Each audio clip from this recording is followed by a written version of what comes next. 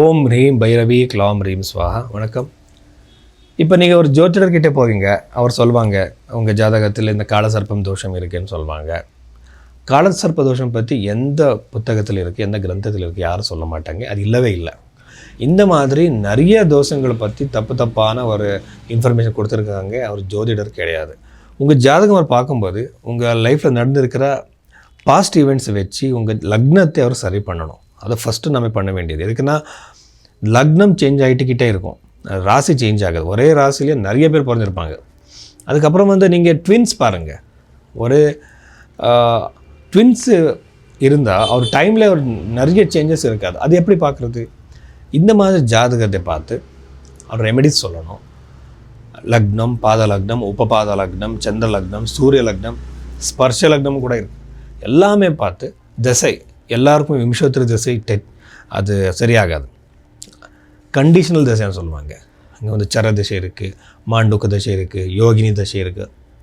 இதெல்லாமே அப்ளை பண்ணணும். பிரஷ்னம் பார்க்கணும், பிரஷ்ன சாஸ்திரம். அதுக்கப்புறம் நம்ம கைரேகை பார்க்கணும். எல்லாம் பார்த்து ஒரு ப்ரெடிக்ஷன் கொடுக்கணும். டைம் வேணும்.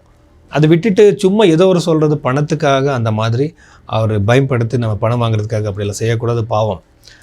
ஸோ கண்டிப்பாக திரும்பி வரும். அதனால் இந்த மாதிரி ஜாதகம் பார்த்தா தான் நமக்கு சொல்ல முடியும். நீங்கள் பைரவி ஆஸ்ட்ரோ நீங்கள் புக் பண்ணால் இப்படி சயின்டிஃபிக்காக ஒரு ஜாதகம் பார்த்து உங்கள் லைஃப்பில் நடக்கிற அத்தனை விஷயங்களை பற்றி நம்ம சொல்ல முடியும். நிறைய பேருக்கு இது நம்பிக்கை இல்லை.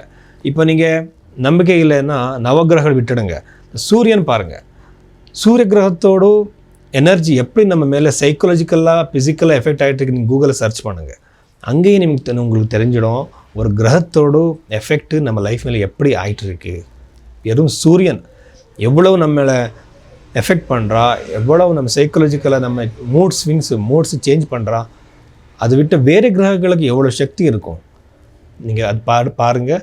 சயின்டிஃபிக்காக ஒரு நாள் சயின்ஸ் இது நமக்கு சரின்னு கண்டிப்பாக கண்டுபிடிச்சி சொல்லுவாங்க. இந்த மீன ராசியில் பிறந்தவருக்கு இந்த டிசம்பர் மாதத்தில் 2025 டிசம்பர் மாதம் end of the year. So என்னென்ன நடக்கும் அந்த மாதிரி நம்ம பார்த்தா, ஃபஸ்ட்டு ராசியில் இருக்கிற சனி. அதுக்கப்புறம் இது 7 நாட்டு சனின்னு கூட இப்போ நிறைய பேர் பயப்படுறாங்க. பயப்படுறதுக்கு ஒன்றுமே இல்லை. நீங்கள் சரியான பரிகாரம் பண்ணிக்கோங்க, அது குறைஞ்சிடும் அதோட நெகட்டிவ் எஃபெக்ட். ஆனால் இது க்ரைட்டேரியா இருக்குது. எப்படின்னா ஃபஸ்ட்டு அஷ்டக வர்க்கத்தில் பாயிண்ட்ஸ் கம்மியாக இருக்கணும், தசை நடந்துட்டு இருக்கணும். அதுக்கப்புறம் சனியோட பிளேஸ்மெண்ட் கூட நல்லா இருக்கக்கூடாது.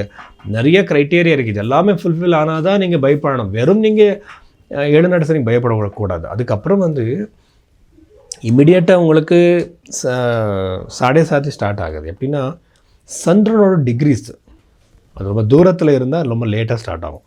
இது எல்லா விஷயமும் நம்ம பார்க்கணும்.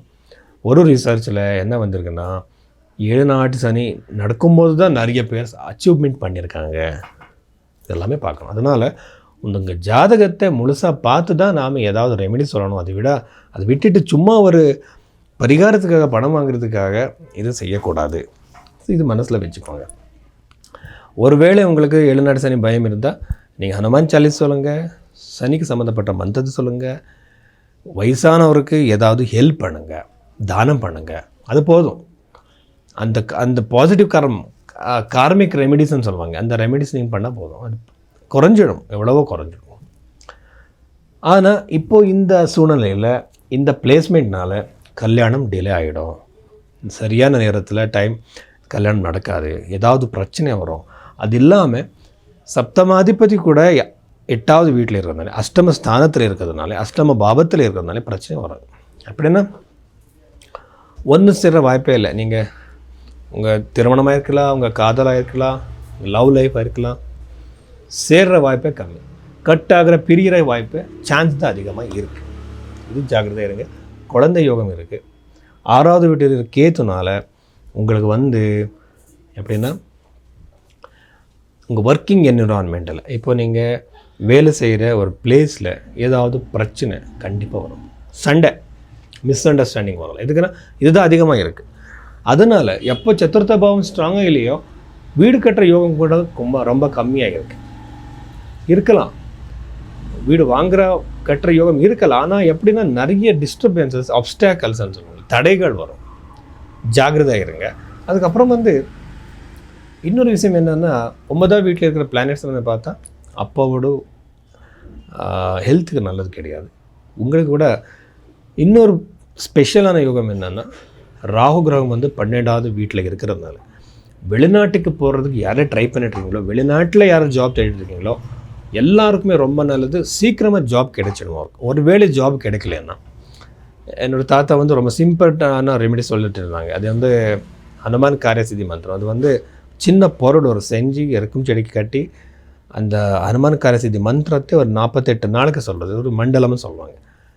நிறைய பேருக்கு ரிசல்ட் வந்திருக்கு, ஜாப் கூட கிடைச்சிருக்கு. இப்போது உங்களுக்கு நிறைய பிரச்சனைகள் இருக்கலாம். இப்போ கல்யாணம் டிலே ஆகிட்டு இருக்கு, வேலை கிடைக்கல, ஜாப் கிடைக்கல. அது எல்லாமே ஃபஸ்ட்டு வந்து ஜாதகத்தில் என்ன இருக்கு பார்க்கணும்.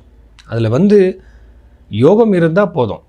கண்டிப்பாக அதுக்கு வந்து எந்த விதமான பூஜை பண்ணுற தேவையில்லை. ஒரு வேளை யோகம் இல்லை, லேட் ஆகிட்டு இருக்குன்னா நாமே டெடிக்கேட்டடாக ஏதாவது பரிகாரம் பண்ணணும். பரிகாரம் பண்ணால் நீங்கள் போயிட்டு பெருசான ஹோமம் பண்ணுறதோ இது பண்ணுறதோ அப்படி இல்லை. நீங்கள் தான் மந்திர ஜபம் பண்ணணும். மந்திர ஜபத்தை நீங்களே பண்ணலாம், இல்லைன்னா நீங்கள் புக் பண்ணலாம். இவ்வளோ தான். இது பண்ணுறதுக்காக நீங்கள் ஒரு ஜபமாலை எடுத்துக்கிட்டு ஒரு ரூல்ஸ் ரெகுலேஷன் ஃபாலோ பண்ணி பண்ணலாம், இல்லை நீங்கள் புக் பண்ணலாம். உங்களுக்காக அடுத்தவர் பண்ணுவாங்க. இப்படி பண்ணால் உங்கள் பிரச்சனைலேருந்து நீங்கள் கண்டிப்பாக வெளியே வரலாம். ஒரு வேளை உங்களுக்கு அந்த பிரச்சனை அதிகமாக இருந்தால் அது கம்மியாகிடும், நியூட்ரல் ஆகிடும். இந்த மாதிரி சான்சஸ் இருக்குது. நான் நிறைய பார்த்துருக்கேன். ஸோ ரொம்ப பக்தி இருக்கணும், டெடிக்கேஷன் இருக்கணும், அவருக்கு தான் அது நடக்கும். ஸோ இந்த மாதிரி நீங்கள் பூஜை புக் பண்ணுங்க பைரவி ஆஸ்ட்ரோவில். ஜாதகம் கூட அவ்வளோ சயின்டிஃபிக்காக பார்க்குறதுக்காக நீங்கள் பைரவி ஆஸ்ட்ரோவில் உங்கள் பூஜையை ஜபத்தை அதுக்கப்புறம் வந்து கன்சல்டேஷன் புக் பண்ணுங்கள்.